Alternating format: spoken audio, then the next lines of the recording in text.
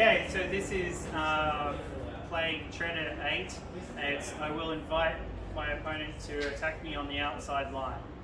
We're lucky enough to have Lois here tonight, and she's helped quite a lot with this because, I was at a loss when I was reading most of it to begin with.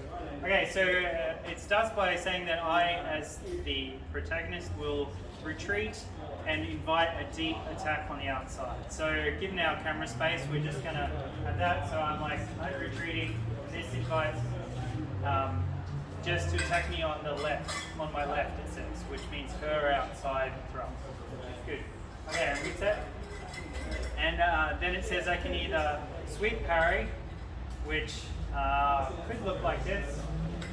So it's just up here where I'm like windmill, parrying back up. It says I'm coming at them or closing with it. So if I'm retreating, they come in. It might be as simple as I'm not retreating anymore and come back in. It could also be full sweep, so I'm pushing it out over to here. And I think this one will lead us more into the next action that we're going to do.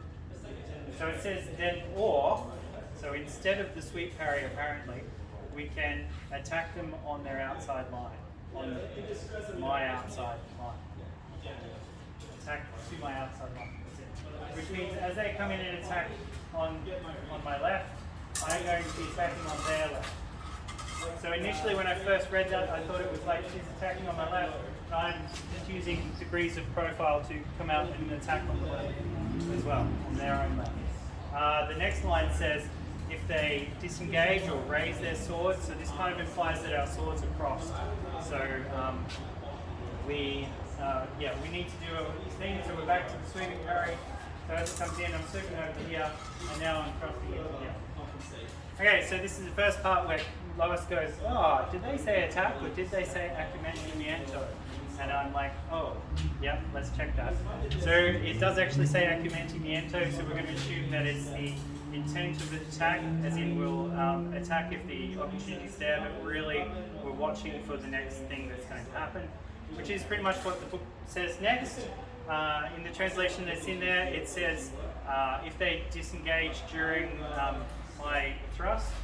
So we were playing with various stuff where I was coming in here and disengaging, and we were having awful troubles. Once again, Lois is like, let me just check that. And it seems in the Spanish, rather than disengaging, it's raising the sword. So so in this one, we take the outside back, so we've come in, Jess has done a committed attack here. I've come over to do my attack to my outside line, her left. And now she's raising her sword to defend herself. And you can see this defends her quite well. It leaves me in a good position to do the next thing that it says, which is to conclude. It also says to change my target, which is a little vague, and Lois has to take on that, where it's tied into the meaning of the punto, and it's actually like the touch point. So we'll move away from getting the closest point like I would have in my previous action. So I've swept up here and I'm like coming in to touch my closest point. The Jess is raising her sword to defend. Raises her sword to defend, which means I'm moving away from that. And if I want to conclude from here, the way that we've come up to move away from that is to just give into a deeper Ataro parry to keep us covered. And that will also allow me to conclude. Okay, so if that brings us to get the attack to a sweep parry, we're going to go here. Jess is raising the hilt. Yep, I'm committing into my defense here and concluding. And then this allows me to thrust or attack in any way that I wish. There was a lot more in that, and I want to thank Adam and Lois for bouncing off some serious different interpretations, and that was really good. Okay, thank you.